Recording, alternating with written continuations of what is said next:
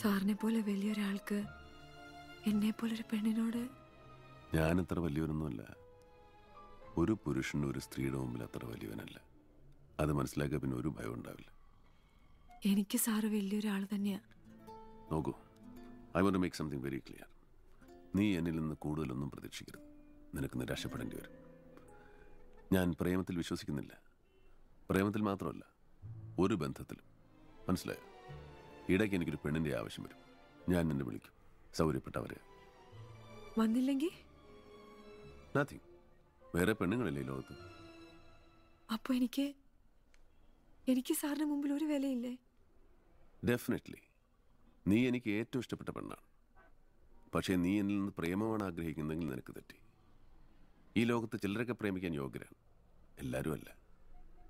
എനിക്ക് പ്രേമിക്കാൻ കഴിയില്ല. അപ്പൊ ഞാൻ ഈ പാപം ചെയ്തത് എന്തിനു വേണ്ടി? പാപം? ഇതിലെന്ത് പാപം? സാർ ഇത്ര പഠിപ്പും വിവരമുള്ള ആളായിട്ട് ഇത് പാപമാണെന്ന്. ദീപ്തി, അധികം പഠിക്കാത്തവരും ഇടത്തരക്കാരുമാണ് ഈ പാപപുണ്യങ്ങൾ ഓർത്ത് തലപുണ്ണാക്കുന്നത്. പാപം പുണ്യം എന്നൊന്നുമില്ല. ഈ സമൂഹത്തിന്റെ ഉറപ്പിന് വേണ്ടി അങ്ങനെയൊക്കെ പറഞ്ഞു വെച്ചിരിക്കുകയാണ്. കാലത്തിനനുസരിച്ച് ഈ നിയമങ്ങളൊക്കെ മാറും. സ്നേഹമില്ല, പ്രേമമില്ല, പിന്നെ എന്തിനിങ്ങനെ ഒരു ബന്ധം?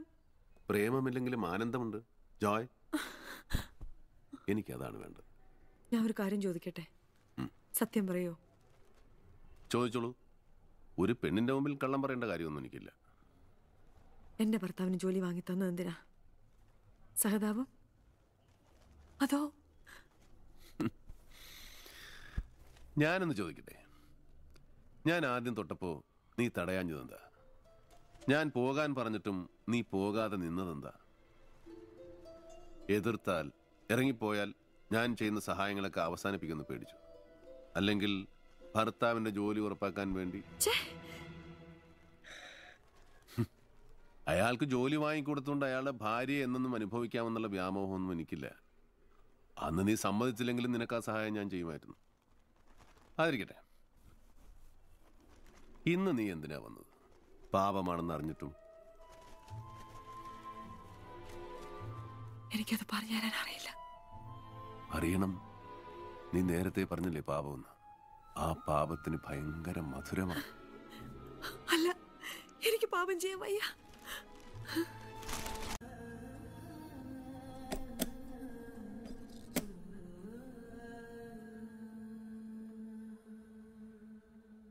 ഒന്ന് മുകളിലേക്ക് വരൂ. ഒരു കാര്യം പറയാനുണ്ട്. ഇല്ല. ഒന്ന് വരൂ. ഇവിടെ നിന്ന് പറഞ്ഞാൽ മതി. ഇവിടെ നിന്ന് പറയാവുന്നതാണെങ്കിൽ മുകളിലേക്ക് വിളിക്കൂ. വരൂ. ഇല്ല. ഒരിക്കലും ഒരിക്കലും ഇല്ല. നിന്നെ കൊണ്ടൊരാവശ്യം ഉണ്ടായിരുന്നു. വരില്ലേ? എന്നെ കൊണ്ട് യാതൊരു ആവശ്യവും ഇല്ല.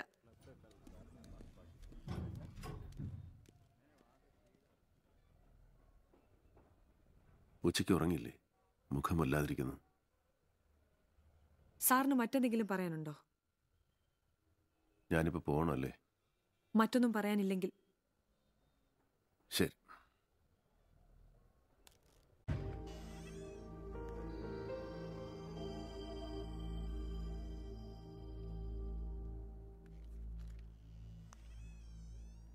ദീപ്തി,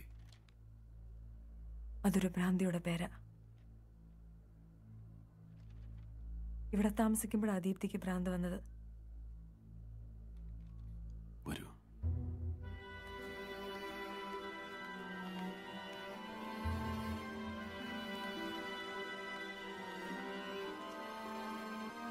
നിന്നെ അവസാനമായി കണ്ട ദിവസം നീ എന്നോട് പറഞ്ഞു ഇനി ഒരിക്കലും വരില്ലെന്ന്.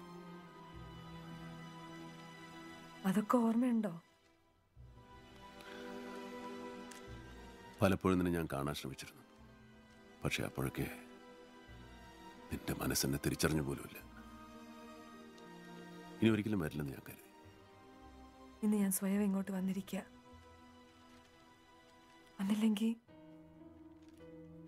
വന്നില്ലെങ്കിൽ നിങ്ങൾ കാരണം വീണ്ടും എനിക്ക് ഭ്രാന്ത് പിടിക്കും.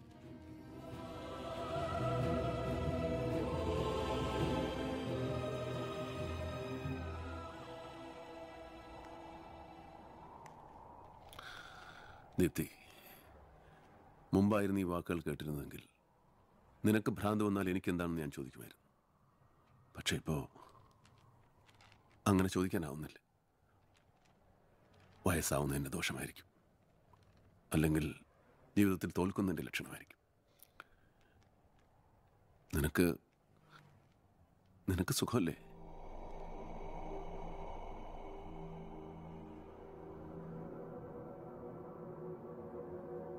എനിക്ക് സുഖമില്ല. ഇപ്പൊ എന്തുണ്ടായി? ശാന്തമാകാൻ ശ്രമിക്കുന്നു, കഴിയുന്നില്ല. മനസ്സ് കത്തുകയാ. ഞാനിപ്പോ എന്ത് തെറ്റ് ചെയ്തു? മുമ്പ് എന്തെങ്കിലും ചെയ്തിട്ടുണ്ടോ? ചെയ്തിട്ടുണ്ട്. ചിലപ്പോൾ എനിക്ക് തോന്നും ഞാൻ നിന്നോടെന്തോ വലിയ തെറ്റ് ചെയ്തിട്ടുണ്ടെന്ന്. എന്നെ തന്നെ ശപിക്കും ഞാനപ്പം.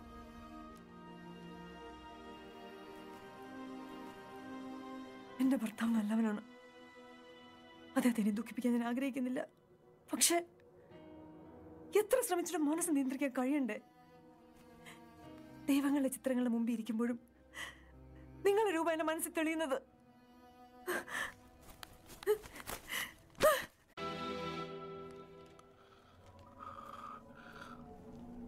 നീ തിരിച്ചു പോ. ജീവിതത്തിൽ ഒരിക്കലും ഒരു സ്ത്രീയെ ഞാനിങ്ങനെ ഭയപ്പെട്ടിട്ടില്ല.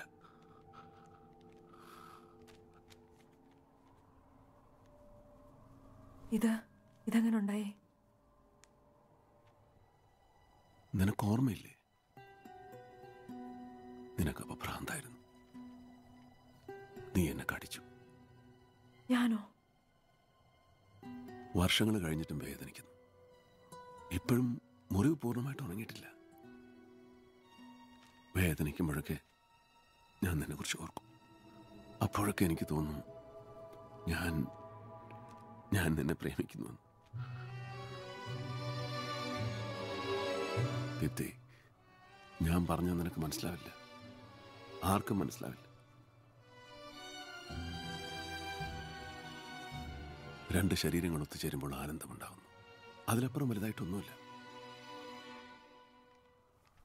കുറച്ചു മുമ്പ് വരെ നിന്നെ ഞാൻ ഭയന്നിരുന്നു. പക്ഷേ എനിക്കിപ്പോൾ നിന്റെ ശരീരത്തിനോട് ആസക്തി തോന്നുന്നു. നിങ്ങൾ എന്റെ ശരീരത്തെ സ്പർശിച്ചു. അന്ന് മുതൽ ഇന്ന് വരെ മറ്റൊരാണിന്റെ സ്പർശം എനിക്ക് അസഹ്യമാണ്. എന്റെ ഭർത്താവിനെ പോലും. എനിക്ക് സ്ത്രീയെ വേണം, എത്രയോ സ്ത്രീകൾ. പക്ഷേ ഒരു സ്ത്രീയും ഞാൻ കാരണം ഭ്രാന്തിയായിട്ടില്ല. ഒരു സ്ത്രീയും വർഷങ്ങൾക്ക് ശേഷം എന്നെ തേടി വന്നിട്ടില്ല. പക്ഷേ ഈ ഭ്രാന്തി എന്നെ തോൽപ്പിച്ചു.